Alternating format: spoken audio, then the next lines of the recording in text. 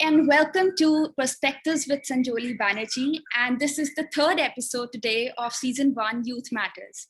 Welcome to all the audience joining us from different parts of the world today. We have a very special guest today, a wonderful friend of mine. And as I've mentioned earlier in different episodes, that I bring to you people who've inspired me in a certain manner.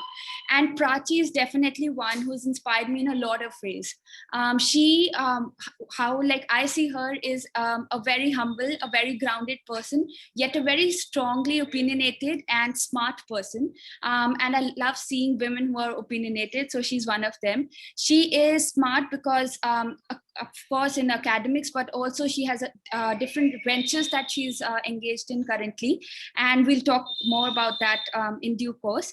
So apart from that, academically she has completed her Bachelor of Economics from the ANU and also a Master of Political Science recently. She comes from a very ethnically diverse background, and she basically hails from Pune, but also from various different cities because she's lived across India and now in Australia. I'm very excited to have you, Prachi, and talk about a range of issues and introduce you to the audience. Welcome to the show, and how are you doing? Firstly, thank you for having me. I've never done this sort of thing before. I've only ever seen celebrities get interviewed. So, yeah, this is a little surreal in that manner, but I'm really excited for this. I do think there's a lot of interesting things that we can both talk about. Absolutely. And yeah, let's go. Wonderful. Actually, I am very happy, and the entire motive of this show was to highlight people who, in a certain manner, of course, all of us are unique and we have our own stories and philosophies, and that's what I wanted to highlight. As you very well mentioned, it's mostly people with very fancy CVs or very accomplished people who get to be on shows, but I think it's anyone who can speak and who wants to speak should be able to speak on a certain platform and reach out to people, and that's where this idea started. Okay, let's jump into it. Prachi, I wanted to know what you're doing these days, what's keeping you busy, and from there we'll go on. Right. So I'm actually juggling a bunch of things. Okay. Primarily my internship with Trivedi Okay. Center for Political Data at Ashoka University. Oh, So wonderful. yeah, just for the benefit of your viewers, I beg your pardon. I, as you said, recently completed my master's in political science, and I am big on empirical research Mhm. in the social sciences. And so, an internship like this, where I get to scavenge, government sources, government websites to create data sets and really churn out a public good for researchers all around the world who are interested in researching India. Yeah. Has been, I mean, it had always been a goal. The last time I applied for it, they rejected me, but then this time round, the second time was a charm. So yes, it's been a great experience. So that's one. Second, I begin working as a teaching assistant at the ANU now after having completed my studies. I That's will be very tutoring. impressive. Thank you. Yeah, it's really again surreal to think that, just until like a couple of weeks ago, I was the one who was on sort of the receiving end of the tutoring, and now I'm going to be the one imparting that. So yeah, it's been I know that a lot of people can't say that about the year 2020, but it really turned things around for me. And I know that it's been a hard year for so many people with the pandemic. They've lost jobs, and so that makes me feel even more grateful to really be able to say that 2020 was really a year where a lot of things happened. I established a startup. It had always been at the back of my mind, Yeah. a private enterprise of my own. And then I got to do it with people who were my friends, who I met at university in the residence hall that I was staying in. So that happened. I was thankfully able to write a very good thesis. So academically, things worked out. And I mean, for the longest time, this is sort of the rosy part of the picture, but for the longest time, I was sort of stuck in a rut. I was like, this is it. I mean, people have done such extraordinary things at my age, and I'm just going to go from one degree to another and, just never be able to do anything worthwhile. So that really changed in 2020, and I'm so grateful for that. So yeah.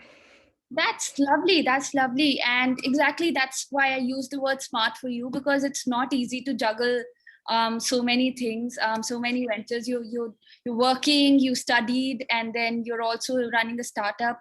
And of course, you have your own personal and social life. I mean, it's amazing. So now one question that I want to ask you is, how do you balance all of this? Is there any ninja technique you'd say you have to, be productive and also be able to balance all of this?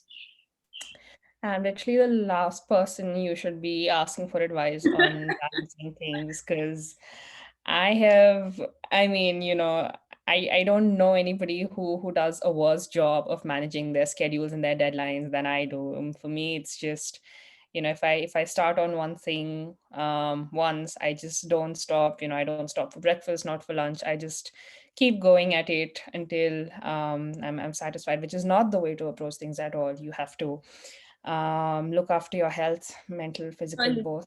And I do a very, very bad job of that. My sleep cycles are all messed up because I just get these sort of sudden flashes of inspiration at like 12 in the night when I'm all tucked in the bed. And I'm like, no, I'm going to lose this idea. So I just like, Mm, rip my blanket away, just turn on all the lights, and then just like furiously start scribbling down all my ideas before I lose them. yeah, Um, yeah, and I have, I mean, I know that procrastination is something that a lot of people struggle with, yeah. but I mean, for me, it's at a pathological level. Like I leave everything to the last minute, and then I start panicking, and then I sort of go on these, these marathons of trying to complete the task at hand, and in the process, neglect my sleep, don't eat. Um, yeah, so it's just no, don't ask me for advice on that. I'm myself trying No, to look for a way actually, to fix um, it. it's very understandable, number one, because you managing so many things, and of course, I mean, it can get difficult. Also, because you're so ambitious, and I know that you're fond of exploring different things, different avenues. So this can happen. It's very natural. But the best part is you're acknowledging it, you understand it, and you're very open, and you like being very vulnerable with us. So I think that's the best part, and I really appreciate that, because you're honest with it. So, and I think that's a very common story. And I mean, being awake at 2 because of work is certainly better than being awake at 2 because of watching TikTok or any other thing. So I mean, Yeah. it makes sense. You are driven by purpose, and I can understand. All right. All right. Now I'd I like to mean, there know. have been days when I've been up until 2 just watching Netflix, just like binging Netflix. And when I say binge, I mean literally finishing off whole seasons in one day. So I have done that as well. I'm Yeah, I glad. really need to deal with this I'm problem. glad that busy people like you also do all of those things. And the audience might be very happy to hear that, because, we don't want to build a perception of us being very distinct or different from the audience. We are ordinary people. You are one of us. So I'm happy, Generation Z, if they don't binge watch, I don't know who will. So it's fine. But also, Prachi, since you're doing so many things, and you said that it takes toll on a few other things, would you say that overall you're very content, and would you say that you're happy in what you're doing? Are you enjoying what you're doing? Yes, Yeah. and I've been able to say that after a long, long time, and I'm so grateful that, every day in the morning I get to wake up and say, "Man, today I'm going to do something I love," because I know that not a lot Wow. of people can say that, and I know that that comes from a place of privilege. I really don't have to worry about my finances or Hmm. really keeping a job in the way that somebody who's not so financially well off has to. So, So, a lot of that. The ability to really sort of focus on what you like instead of what you need is a function of your privilege, right? So I can afford to follow my passions and not worry about oh, where's the next meal going to come from. I'm fairly comfortable that way. um So yeah, I consider myself very privileged and very lucky in that sense. And yeah, I love research. I can just, for me, downtime is just like settling down with like a plate of pasta and like some wine and just like reading research papers on corruption in India, like the political economy of you know clientelistic relationships in India. Like that is my downtime, and I can just do that for hours and hours on end. So yeah. Yeah. One, I'm very, very happy to hear that, you're enjoying what you're doing, and that is not a like, that's not a common sight. And I'm very happy for you. Number one. Number two, thanks for acknowledging and bringing in privilege, because we've been talking about this in our previous episodes as well. And that is something I like to emphasize upon, because it's a less talked about issue. I mean, we don't tend to recognize our privilege in daily routines. And it's not just the extremely rich people, or people those who come from higher income class, who are just privileged. It's actually all of us in a certain manner, be it freely keeping our thoughts, or the power of speech, or like you said, not worrying about the next meal. All of these things are privilege, and it's only when we recognize our own privilege can we think about others. So thanks for bringing that in. Yeah, so now, since we spoke about what you're doing currently, could you please share with us what you see yourself doing as in coming few years? Like, what is your goal and what you're planning to do next? Right. I'm probably going to come off as somebody who's absolutely batshit crazy when I say this, but Go for it's it. okay. A is doing like a really good job at writing like really good journal articles. So I basically plan to get a PhD in political science sometime soon, hopefully. So that like I want to get published in the best journals. So that Wow. is something I see myself doing. I see myself. So I research international political economy. Sorry, I think my connection dropped for a while. I think there's some problem from my end. Just a second. I'm sorry about the network disturbance. Yeah, let's continue. Right. So as I said, one, doing really badass research. Like I want to get published in the best journals, and I just want to be I want my work to be highly cited. Yeah. And I really want to push the boundaries of my field. I research international political economy, and I just don't think that there's been a lot of work at the intersection of IPE and the developing world. And, even if it has been, it has always been in the context of aid, or, what liberalization or globalization means for democratization and authoritarianism in developing countries. Nothing is really ever. So it's from a very Western lens. I want to sort of turn the lens inward and really research local issues, not just issues on like a national level, but really look at how international political, economic developments and interventions and decisions that involve developing countries really affect subnational politics, and really going down to the grassroots level, like institutions that ensure delivery of public goods and public services. How are those affected by developments in the international arena as far as political and economic decisions are concerned? And I just don't think a lot of research has been done in that area. So yeah, that, and there's a real dearth of South Asian scholars in IPE. I can think of one, two at most. So I think we need more South Asian scholars in IPE, and that is the one way that we can sort of hope to push the boundaries of the subfield further, as far as the developing world is concerned.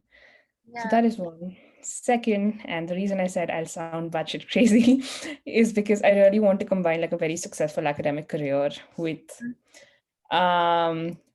being a very successful entrepreneur. I don't know how that is going to work out at this point. I just know that they're both my passions.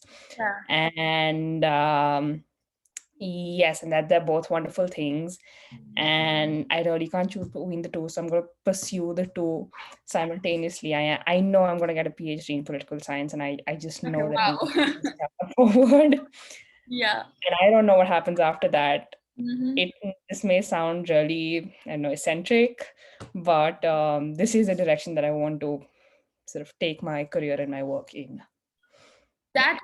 That's just amazing. I mean, very very high ambitions. But also I am very sure that you can manage all of that as you're doing it right now. So I have full belief in you. But that's amazing. I think thanks for actually pointing out very significant issues, right? From lack of representation of South Asian people in the academia, not just in IPE, I think generally as well, because I am a security studies graduate and I haven't seen scholars from this part of the world in that field. So, and exactly, actually, I wanted to talk about westernization, Prachi, and I think we can take a moment to talk about it now. How do you see that westernization is affecting or influencing our daily course of lives? I won't get into very philosophical things because I know, westernization affects like an entire spectrum of things. But for the public or for the audience, in very simple terms, how is westernization influencing us indirectly, latently, and we don't realize that? What would you say? Yeah. So in seen and often unseen ways. So globalization is the term that I'd use, and it's literally everywhere. I mean, just today I was watching a video that described what Bill Gates is trying to do with genetically modified seeds in India. So again, the opening up of markets Mm, and capital around the world has in so many ways, the developing world has sort of become the playground and the laboratory of the billionaires. And these big corporations in the West, they big pharma, for instance, all of their clinical trials are conducted in the developing world. Oftentimes they try out and test all these new drugs that they're trying to make millions and really billions of dollars off of on on an uninformed public in the developing world who cannot really consent to or cannot provide informed consent. This is not to say that they don't have agency, but really, I mean, you have to think of why these big corporations only ever go to the developing world as far as their trials are concerned, and only target a very specific demographic in that developing world. So surely. the people that they test their drugs and their vaccines out on Mm, are poor. They know that they won't really have much of a recourse to legal remedies if something were to go wrong. And if something does go wrong, they just, shut the case down with a paltry compensation. Um, so so this is one, and there's literally so many other aspects. I mean, the ethics of clinical trials, etc., is just it's one aspect of globalization that people have now started talking about. Um, just in every way, right? Like, I mean, ever since the establishment of the Washington Consensus, if you either liberalize your markets or you get invaded, right? So it's, I mean, look at what's happening in Venezuela right now, yeah. right?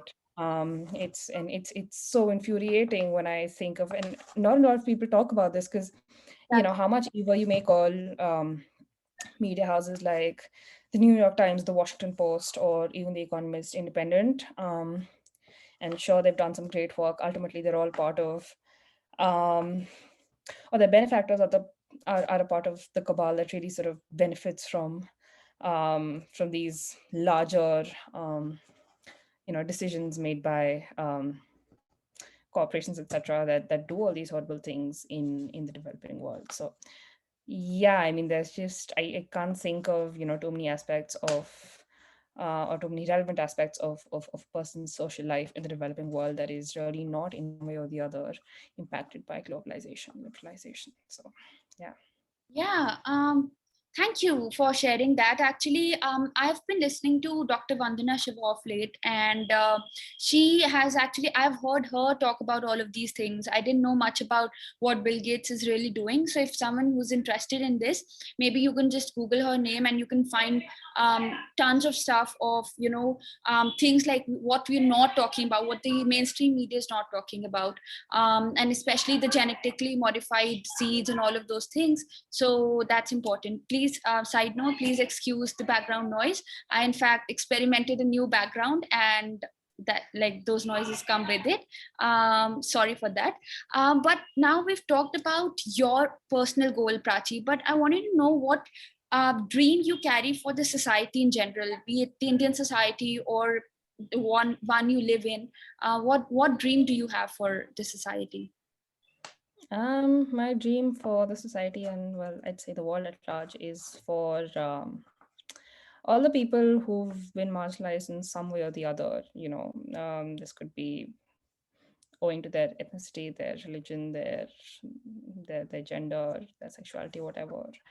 Um, to really demand a seat at the table and sit at the table, and not have somebody else dictate what becomes of them, how far they get in life, what their reality is. Yeah, so it's basically, um so in India I'd say it's caste, in the West it's race, and the world over, of course, we can say gender. So more women at the table, more indigenous people at the table, more people who've been historically marginalized at the table. Absolutely. Well, that's a very important and a crucial dream to have for the society. I totally agree. We need a more inclusive and a diverse society, not one driven by homogeneous identities, but rather a more colorful one. And well, very well said. So, Prachi, since the season one of Perspectives is revolving around youth and it's about youth matters, I wanted to know, how do you see the youth of today? How do you perceive them? I feel like, so when you talk of today's youth, you also cannot ignore, some of the technological innovations that the youth of today has grown up with. And prime among this is the internet. And I Certainly. see, I was able to do this in the middle of a pandemic, while sitting, in two different continents owing to the internet, right? So many, I read of so many LGBTIQA kids who have found communities online, who thought otherwise that they were completely alone until they found a community online.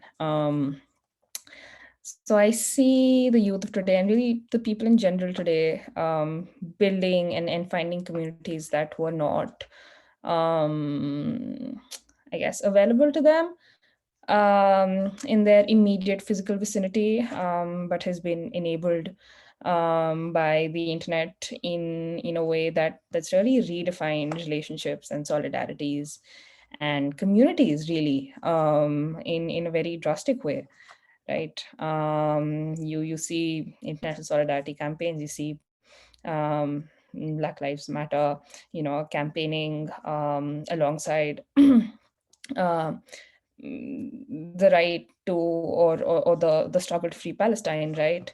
I feel like such a huge part of that is attributable to the internet. And I really see the youth and the advent of the internet sort of moving in tandem. So yeah, I just hope we make more use of these online digital communities in establishing, greater, more far-reaching solidarities, and yeah, and participating in each other's struggles. So yeah. Well, if I get it right, you have a very optimistic view of the youth of today, and you believe that they're very driven and they're leading the change. So, absolutely. I mean, we've had mixed notions about all of this in the previous episode. So, of course, some of our speakers have pointed out towards certain things that the youth can work upon, and this is a very a very hopeful, I think, way of seeing youth. So absolutely, youth worldwide is vibrant. They're full of energy, and they're very aware relative to the previous generations. They do care about a lot of things. There's a general notion that youth doesn't care and youth is privileged, but I think they also know where to strike a balance, and I hope more youth do that.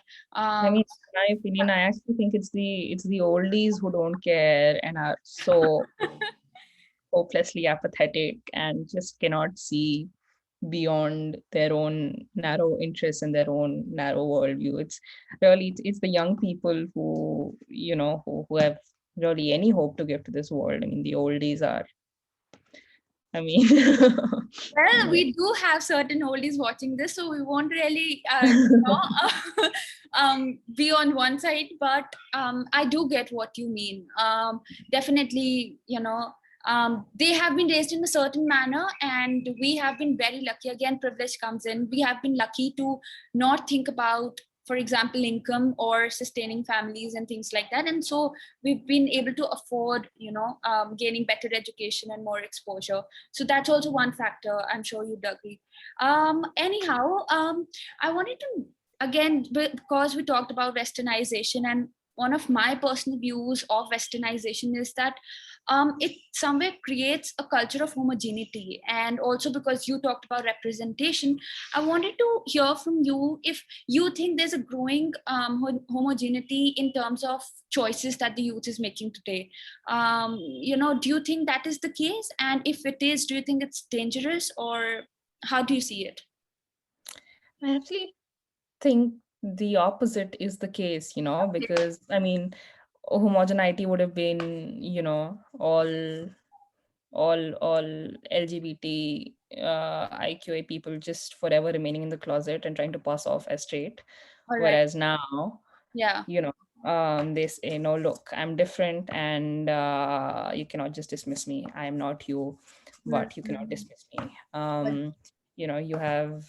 You have such an exchange of ideas over the internet. You have um and so, again, I talked about the internet, right? I mean, just the diffusion of ideas, and and and the wide variety of ideas that get diffused, right? So I actually think it brings in more diversity in terms of people's thought process, in Yeah. terms of the causes that they identify with. So I actually think it's I mean, as far as diversity is concerned, it's only been a catalyzing force in or globalization. There's this sort of um, this radical solidarity that I see emerging amongst different groups, different types of people around the world, Mm. has largely been a product of the world coming closer. Yeah. um, so no, I actually think the opposite is the case. But that's very interesting, and I totally respect that. And I also see where you're coming from, because you are very much into academia. You are at the ANU for past few years. So I mean, personally, that's how I see it. Even I experienced that people there, as much as they're in very, they might be into parties and all of that, they are also very much aware, and they also care about the societies around and about exchanging ideas, and which is also encouraged in that part of the world. But since I've come back to India for the past year or so, I have seen a little different view here. I see that, people of my age, they're very privileged. Again, they can afford a lot of things, but they don't really care about issues that matter to us, or as a society in general, or the world. And that I feel a little bad about personally, because I carry the blood of an activist, and also just generally a responsible citizen. And I've seen a different case in Australia, or where I got to study. So that is why, I was wanting to ask this question, because sometimes I just open my Instagram or certain other sites, or I meet people and I see, there's a little similarity in terms of how they're leading their lives in today's world. So that's why I wanted to know your perception about it. And very well said. Again, there's a whole variety of people in this world, and I hope those kind of people who really think about the world grow in number, and so that we can construct a better society. Prachi, unfortunately, we have time foundation, and I mean, I'm really enjoying this conversation, and I don't want to end, but I have to wrap up. And one question, I know you talked about the oldies, but I have to ask you this: what message, or what would you like to say from this platform today to the elders, as a youth representative yourself? What would you say to them? I know you have a lot to say. I mean, this would take like a whole different, like an entirely new episode to just like convey this one message. But to them, I'd say, Be soft though, because I really want that the others don't take offense and really understand, and like we're able to get across our point. So yeah, please go ahead. For those of your kids who are trying to do right by others and are trying to do good in the world, don't foist your age-old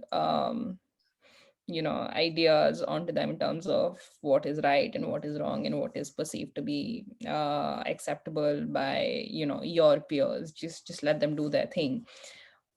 For the others, I'd say teach them, that is, if you think um, you've been able to give your child a very privileged upbringing, make them aware about that. And 100%.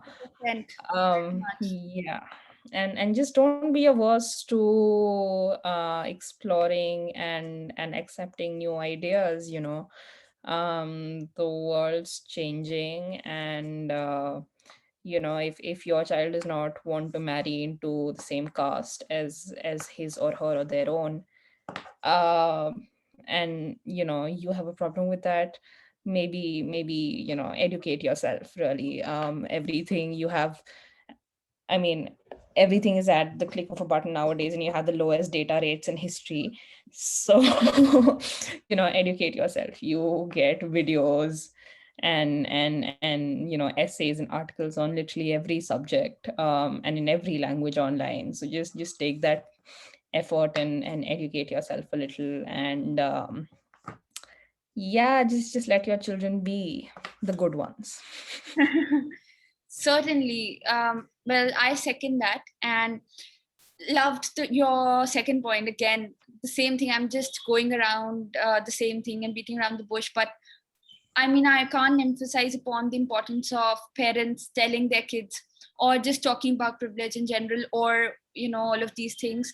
Because I recently heard Elon Musk's mother talk about parenting, and one of the things she talked about was, they asked how were you able to raise such amazing kids and all of that. So she said that it's very important that you keep your children away from luxury, and that really struck me, because what I see today in today's India is, of course, parents have earned and worked hard to afford that luxury, but the kids don't really know how to manage it, and that's very important to talk about, and so that your children don't feel lost later. So it's important to have conversation, it's important to talk to them. I've actually wanting to do a video, but I thought that might not be taken in a very healthy manner, so I've stopped myself from doing that. But I'll take this moment to say this. A lot of times, because both my parents are teachers, and Ananya and I, like my sister and I, we are often approached, and my parents are approached with parents saying that, you guide our children, and they don't listen to us. And generally, the youth and today's generation is labeled as spoiled kids, people who don't really bother. So one thing, and that they don't bond well with their elders, and they don't listen to them, and bigger guy and all of these things. But one thing I really want to ask the elders is, have you ever cared to pause and ask your child, how was your day, or how have you been doing today, or what are you feeling like? We often just ignore those things or take them for granted and don't really talk about these things, but until you really strike a conversation on these things, you really bother to ask about their feelings and emotions. It's not an easy time to be alive. There's so much competition, there's so much of comparison, thanks to social media and Instagram and all of this. So I think when kids have the support of their parents, I think they can do a lot, and I'm sure they won't ditch your trust if you take that extra effort to listen to them. Listening is one thing I really request all the parents listening today to take some time out and spend quality time with your kids, not just going on drives or going out to a certain fancy restaurant or a hotel, but also just sitting and listening to them. All right, enough of preaching. One final question before we wrap up, Prachi, is what skill do you think is crucial for today's youth? Because you have experienced so much, you've been out of school, you've completed 2 degrees. So what one skill have you realized is very important or is generally missed in our education system? Financial literacy. Oh wow, okay. Well, that's something even I need to learn. I have zero idea about it. Please tell us more about it. Dude, like, and this is especially true for girls, right? I mean, you don't really realize the power of compounding until you actually sit down and do those calculations, and then, you see exactly how much you can make in 10 or 20 years' time. If you just really start as small as saving $100 a month, um, and just like let it sit there and just like compound, and it's so important, especially for women, and heterosexual women, to be financially independent. And if you're trying to work something out for yourself, in terms of your side hustle, you need like some investment that you can draw on substantially to make that happen, if you want to leave behind your 9 to 5. And even otherwise, it's your ticket out of an abusive marriage. It's so important, right? And we never taught how to open a savings account. We never taught the difference between a savings account or like a current account or any of those things in school, right? How do you write a check? How do you establish FDs, etc.? So yeah, there's a wealth of material out there that we can all go over, and I think it's especially important for women to learn the basics of investing. I mean, there's so much that you can make just on the stock market or just like on crypto. I was a little cynical about crypto myself, but I've slowly taken a liking to it. So oops, sorry. So yeah, financial literacy. That is a very interesting advice. I've never thought about it, and certainly I'll also work upon it. And I'm sure that's also very intriguing and enlightening for the audience as well. Thank you so much, Prachi, for taking time out and talking to us. And I'm very sure that the audience would have loved, especially young girls and women watching you. I'm sure they might have gotten a new inspiration today. You really are, and I don't intend to sound flattering, or because you're my friend I'm saying this, not at all. It's, as a human, you have inspired to me especially to read more, to think more, to reflect more, to be very confident about what you feel about the world, and be fearless about certain things and not really care.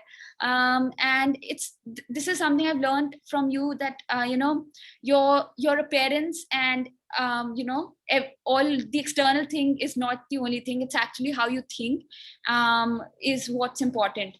And I really appreciate you for all of these things, and I'm sure young women will be inspired today.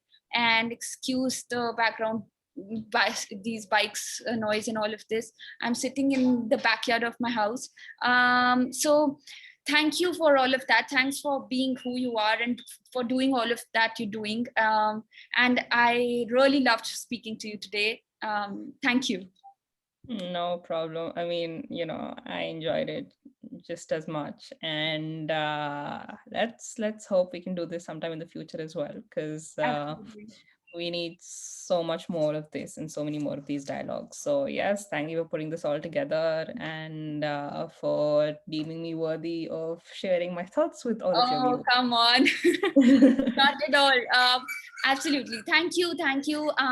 And for the audience, thanks for sparing your time to listen and bear with us.